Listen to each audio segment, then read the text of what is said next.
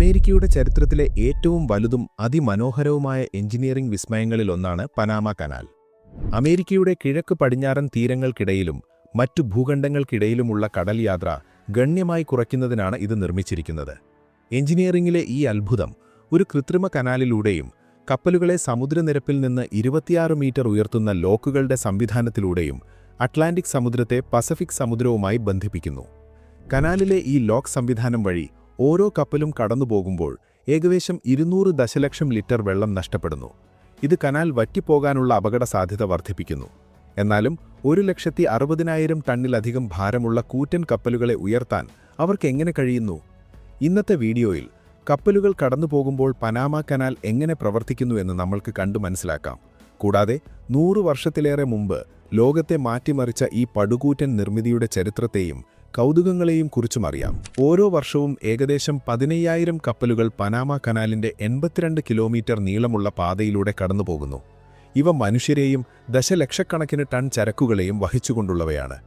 എന്നാൽ പണ്ട് ഇത് ഇന്നത്തെ പോലെ ആയിരുന്നില്ല. കനാൽ വരുന്നതിനു മുൻപ് തെക്കേ അമേരിക്ക ചുറ്റി സഞ്ചരിക്കുന്നത് സമയവും പണവും മാത്രമല്ല, അനവധി ജീവനും നഷ്ടപ്പെടുത്തുന്ന ഒരു അപകടകരമായ യാത്രയായിരുന്നു. അങ്ങനെ 1914-ൽ അമേരിക്കയുടെ ചരിത്രത്തിലെ ഏറ്റവും ചെലവേറിയതും അതിമനോഹരവുമായ എഞ്ചിനീയറിംഗ് പദ്ധതികളിലൊന്നായ പനാമ കനാൽ ഉദ്ഘാടനം ചെയ്യപ്പെട്ടു. ഇത് തുറന്നതു മുതൽ 1,00,000-ലധികം കപ്പലുകൾ ഈ ചരിത്രപരമായ റൂട്ടിലൂടെ സഞ്ചരിച്ചിട്ടുണ്ട്. അറ്റ്ലാന്റിക് പസഫിക് സമുദ്രങ്ങളെ ജലപാത വഴി ബന്ധിപ്പിക്കുക എന്നത് 500 വർഷത്തിലേറെയായി മനുഷ്യരാശിയുടെ ഒരു സ്വപ്നമായിരുന്നു. ഈ രണ്ട് സമുദ്രങ്ങളെ ഒന്നിപ്പിക്കുക എന്നത് അസാധാരണമായ ഒരു നേട്ടമാണ്. ഇത് കപ്പലുകളെ ഏകദേശം 20,000 കിലോമീറ്റർ ദൂരവും ആഴ്ചകളോളം നീളുന്ന യാത്രാസമയവും ഒഴിവാക്കുന്നു. പനാമ കനാൽ മൂലം വലിയ കപ്പലുകൾക്ക് അറ്റ്ലാന്റിക്കിൽ നിന്ന് പസഫിക്കിലേക്ക് ശരാശരി 8 മുതൽ 10 മണിക്കൂറിനുള്ളിൽ നാവിഗേറ്റ് ചെയ്യാൻ കഴിയും. ഇത് കേപ്പ് ഹോൺ വഴിയുള്ള അപകടകരമായ യാത്രയേക്കാൾ പല മടങ്ങ് വേഗവും സുരക്ഷിതവുമാണ്. ഈ ട്രാൻസ് കോണ്ടിനെന്റൽ ഇടനാഴി പനാമ സർക്കാരിന് വലിയ വരുമാനമാണ് നൽകുന്നത്. ടോൾ ഇനത്തിൽ മാത്രം പ്രതിവർഷം $2 ബില്യൺ വരുമാനം ഇതിലൂടെ ലഭിക്കുന്നു. ചില വലിയ കപ്പലുകൾക്ക് കനാൽ മുറിച്ചുകടക്കാൻ $5 ലക്ഷം വരെ നൽകേണ്ടി വരുന്നു. പനാമ കനാൽ ഇതിനകം 110 വർഷത്തിലേറെ പ്രവർത്തിച്ചു വരുന്നുണ്ടെങ്കിലും ലോക വ്യാപാരത്തിന് ഇത് ഇന്നും ഒഴിച്ചുകൂടാനാവാത്ത ഒരു ജലപാതയാണ്. കപ്പലുകളെ വെള്ളത്തിലൂടെ ഉയർത്തുന്ന ലിഫ്റ്റുകളായി പ്രവർത്തിക്കുന്ന ലോക്കുകളുടെ ഒരു സംവിധാനമാണ് കനാൽ. ഈ ലോക്കുകൾ കപ്പലുകളെ സമുദ്രനിരപ്പിനേക്കാൾ ഉയർന്ന ഗധൂൺ തടാകത്തിന്റെ നിരപ്പിലേക്ക് ഉയർത്തുകയും പിന്നീട് മറുഭാഗത്ത് വീണ്ടും സമുദ്രനിരപ്പിലേക്ക് താഴ്ത്തുകയും ചെയ്യുന്നു. ഈ കനാലിന്റെ പ്രാധാന്യം മനസ്സിലാക്കാൻ അറ്റ്ലാന്റിക് സമുദ്രത്തിൽ നിന്ന് പസഫിക് സമുദ്രത്തിലേക്ക് പോകുന്ന ഒരു വലിയ കണ്ടെയ്നർ കപ്പലിന്റെ സങ്കല്പിക്കുക. പനാമ കനാൽ ഇല്ലായിരുന്നെങ്കിൽ അതിന്റെ റൂട്ടിലെ ഏറ്റവും വലിയ തടസ്സം അമേരിക്കൻ ഭൂഖണ്ഡമായിരിക്കും. കനാലിലൂടെ കടന്നുപോകാൻ 8 മുതൽ 10 മണിക്കൂർ മാത്രമേ എടുക്കൂ. എന്നാൽ തെക്കേ അമേരിക്ക ചുറ്റി സഞ്ചരിക്കാൻ 15 ദിവസം വരെ ആവശ്യമായി വരും. അതായത് യാത്രയിൽ 2 ആഴ്ചത്തെ അധിക സമയഭാരവും ആയിരക്കണക്കിന് ലിറ്റർ അധികം ഇന്ധന ചെലവും ഇതിനാവശ്യമായി വരും. എന്നാൽ സമയവും പണവും ഇത്രയധികം ലാഭിക്കുന്നുണ്ടെങ്കിലും ഈ മനുഷ്യനിർമ്മിത പാതയ്ക്ക് സ്വന്തം വെല്ലുവിളികളുണ്ട്. പസഫിക് തീരത്തുള്ള പനാമ സിറ്റിയിലെത്തുന്നതിന് കപ്പലുകൾക്ക് ഇടുങ്ങിയതും സങ്കീർണവുമായ കനാലുകളിലൂടെയും ലോക്കുകളിലൂടെയും കടന്നുപോകേണ്ടതുണ്ട്. ഇതിന് പരമാവധി ശ്രദ്ധയും ആവശ്യമാണ്. കനാലിന്റെ വീതി കപ്പലുകളുടെ വലിപ്പവുമായി താരതമ്യം ചെയ്യുമ്പോൾ വളരെ കുറവാണ്. പ്രത്യേകിച്ച് പനാമ കനാലിലൂടെ കടന്നുപോകാൻ അനുവദിച്ചിരിക്കുന്ന പരമാവധി അളവുകളിൽ നിർമ്മിച്ച പനാമാക്സും നിയോ പനാമാക്സ് കപ്പലുകൾക്കും. പൂർണ്ണ സുരക്ഷയോടെ കനാൽ മുറിച്ചുകടക്കാൻ വിദഗ്ധരുടെ അനുഭവം അത്യന്തം നിർണായകമാണ്. പനാമ കനാലിൽ നാവിഗേഷൻ ലോകത്ത് സവിശേഷമായ ഒരു സംവിധാനം നിലനിൽക്കുന്നു. ഇവിടെ കപ്പലുകൾ കനാൽ പൈലറ്റുകൾ എന്നറിയപ്പെടുന്ന പ്രത്യേക പരിശീലനം പ്രാപിച്ച വിദഗ്ധരുടെ മാർഗനിർദ്ദേശത്തിലാണ് സഞ്ചരിക്കുന്നത്. നിയമപരമായി കപ്പലിന്റെ അന്തിമ ഉത്തരവാദിത്തം ക്യാപ്റ്റനോട് തന്നെ ആയിരുന്നാലും കനാലിലൂടെ സഞ്ചരിക്കുന്ന സമയത്ത് നാവിഗേഷനും കൃത്യമായ നീക്കങ്ങളും പൈലറ്റുമാരാണ് നിയന്ത്രിക്കുന്നത്.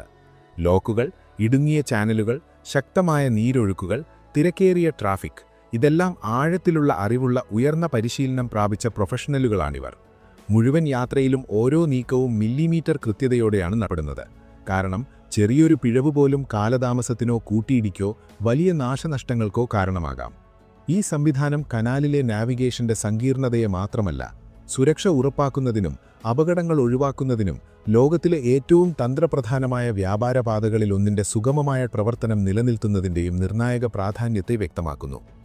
സാധാരണ ഒരു ദിവസത്തിൽ ഏകദേശം 6 ലക്ഷം ടൺ ചരക്ക് വഹിക്കുന്ന 36 മുതൽ 40 വരെ കപ്പലുകൾ ഇരുദിശകളിലുമായി പനാമ കനാൽ മുറിച്ചുകടക്കുന്നു. എന്നാൽ 2023-2024 വർഷങ്ങളിലുണ്ടായ ഗുരുതരമായ ജലക്ഷാമം കാരണം കനാലിൽ ഗതാഗത നിയന്ത്രണങ്ങൾ ഏർപ്പെടുത്തേണ്ടി വന്നു.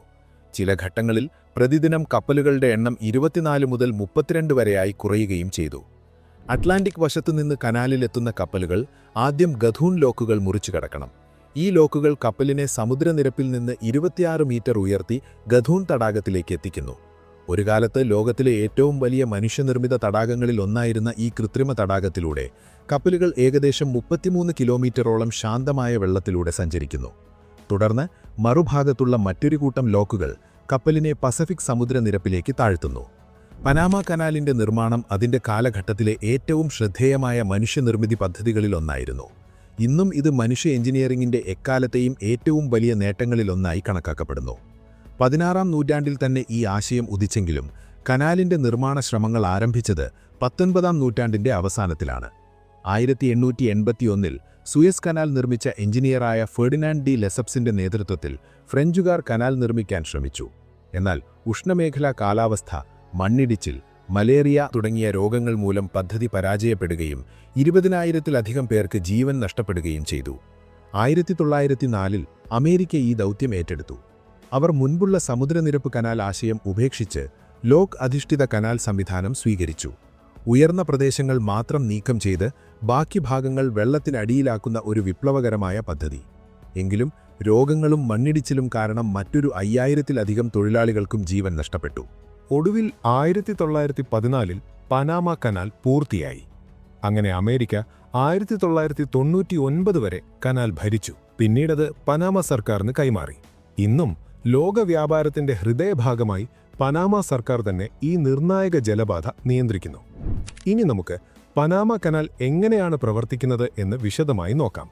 കനാലിൽ പ്രവേശിച്ച് 1 മണിക്കൂറിന് ശേഷം കപ്പൽ കരീബിയൻ പ്രവേശന കവാടത്തിൽ നിന്ന് 11 കിലോമീറ്റർ മുന്നോട്ട് നീങ്ങുന്നു. ആദ്യത്തെ വെല്ലുവിളിയായ ഗധൂൺ അണക്കെട്ടിന് സമീപം എത്തുന്നതുവരെ. കനാലിനുള്ളിൽ 1 കിലോമീറ്റർ കൂടി കഴിഞ്ഞാൽ കപ്പൽ ഗധൂൺ ലോക്കുകൾ എന്ന് വിളിക്കപ്പെടുന്ന ലോക്കുകളുടെ ആദ്യ സെറ്റിൽ എത്തുന്നു. ഇത് സ്വതന്ത്രമെങ്കിലും പരസ്പരം ബന്ധിപ്പിക്കപ്പെട്ട 3 അറകൾ ചേർന്നതാണ്. ഇത് അറ്റ്ലാന്റിക് വശവും സമുദ്രനിരപ്പിൽ നിന്ന് 26 മീറ്റർ ഉയരത്തിൽ സ്ഥിതി ചെയ്യുന്ന ഗധൂൺ തടാകവും തമ്മിൽ ബന്ധം സ്ഥാപിക്കുന്നു. ഇവിടുത്തെ പ്രശ്നം എന്തെന്നാൽ ഏകദേശം 300 മീറ്ററിലധികം നീളമുള്ള പനാമാക്സ് കപ്പലുകൾക്ക് ഏകദേശം ലോക്കുകളുടെ അത്ര തന്നെ നീളമുണ്ട്.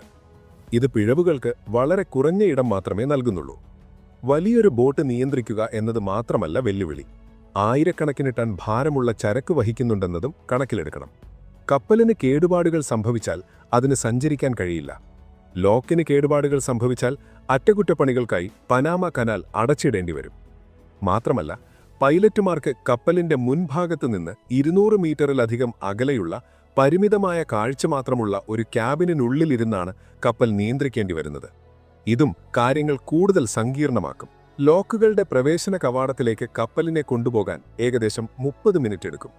ടഗ് ബോട്ടുകളാണ് കപ്പലിനെ കൃത്യസ്ഥാനത്തെത്തിക്കാൻ സഹായിക്കുന്നത്. കപ്പൽ ആദ്യത്തെ അറയിലേക്ക് പ്രവേശിക്കുമ്പോൾ വിദഗ്ധരായ ജീവനക്കാർ കപ്പലിന്റെ മുൻഭാഗത്തും പിൻഭാഗത്തും സ്റ്റീൽ കേബിളുകൾ ഘടിപ്പിക്കാൻ മൂറിംഗ് കയറുകൾ എറിയുന്നു. ഈ കേബിളുകൾ കനാലിന്റെ ഇരുവശങ്ങളിലുമായുള്ള മ്യൂൾസ് എന്ന് വിളിക്കപ്പെടുന്ന ശക്തമായ ലോക്കോമോട്ടീവുകളുമായി ബന്ധിപ്പിച്ചിരിക്കുന്നു. ഈ ലോക്കോമോട്ടീവുകളിൽ ഓരോന്നിനും ഏകദേശം 50 ടൺ ഭാരമുണ്ട്. ഇത് അതിന്റെ ഭാരത്തിന്റെ 100 മടങ്ങ് വരെയുള്ള ബോട്ടുകളെ വലിക്കാൻ പ്രാപ്തമാണ്. ഇരുവശത്തു നിന്നും കപ്പലുകളെ വലിച്ചുകൊണ്ട് അവ ഓരോ സ്റ്റേഷനിലും കൃത്യസ്ഥാനത്ത് കപ്പലിനെ എത്തിക്കുന്നു. ഇവിടെ ക്യാപ്റ്റന്റെ ജോലി വളരെ വെല്ലുവിളി നിറഞ്ഞതാകുന്നു. കപ്പലിന്റെ വീതി ലോക്ക് ക്യാബിന്റെ വീതിക്ക് ഏതാണ്ട് തുല്യമാകും. ഓരോ വശത്തും ഏകദേശം 1 മീറ്ററിൽ താഴെ മാത്രം സ്ഥലമേ ബാക്കിയുണ്ടാകൂ. ഓരോ നീക്കവും അതീവ കൃത്യതയോടെ വേണം ചെയ്യാൻ. ഒരു ചെറിയ തെറ്റുപോലും കപ്പലിന്റെ പുറം പാളിക്ക് കേടുപാടുണ്ടാക്കാം. ഇത് കനാൽ അടച്ചിടുന്നതിനും വലിയ നഷ്ടങ്ങൾക്കും കാരണമാകും. കേബിളുകളുടെ ടെൻഷൻ നിരന്തരം ക്രമീകരിച്ചുകൊണ്ട് ലോക്കോമോട്ടീവുകൾ കപ്പലിനെ അറയുടെ മധ്യഭാഗത്ത് തന്നെ നിലനിർത്തണം. അവയുടെ ചലനങ്ങൾ കൃത്യമായി ഏകോപിപ്പിക്കണം. എങ്കിൽ മാത്രമേ കേബിളുകൾ വലിഞ്ഞു നിൽക്കൂ. കപ്പൽ സുരക്ഷിതമായി നിശ്ചിത സ്ഥാനത്തെത്തിയതോടെ ലോക്ക് കീപ്പർ കപ്പലിന് പിന്നിലെ ഗേറ്റുകൾ അടയ്ക്കുന്നു. ഈ അടച്ച ഗേറ്റുകൾ സമുദ്രജലത്തെ തടഞ്ഞു നിർത്തുന്നു. ഗേറ്റുകൾ അടച്ചു കഴിഞ്ഞാൽ ജീവനക്കാർ വാൽവുകൾ തുറക്കുന്നു.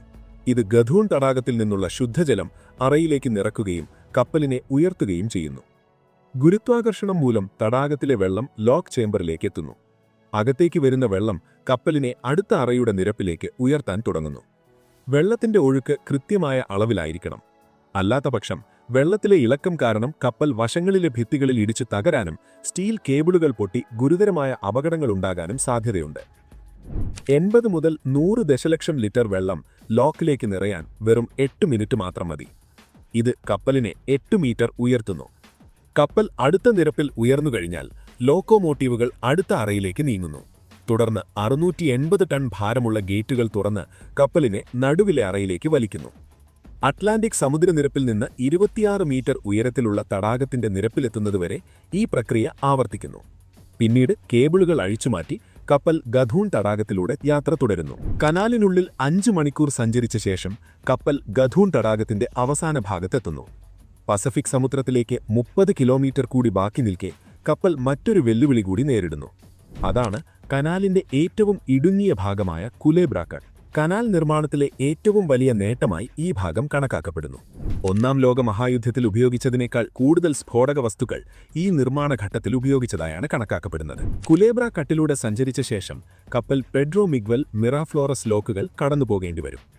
ഈ 2 ലോക്കുകൾ കപ്പലിനെ വീണ്ടും സമുദ്രനിരപ്പിലേക്ക് താഴ്ത്തുകയും പസഫിക്കിലേക്കുള്ള അവസാന 5 കിലോമീറ്റർ പാതയിലേക്ക് വിടുകയും ചെയ്യുന്നു. ഗധൂൺ ലോക്കുകളിൽ നടന്ന അതേ പ്രക്രിയയുടെ നേർ വിപരീത വിധമാണ് ഇവ പ്രവർത്തിക്കുന്നത്.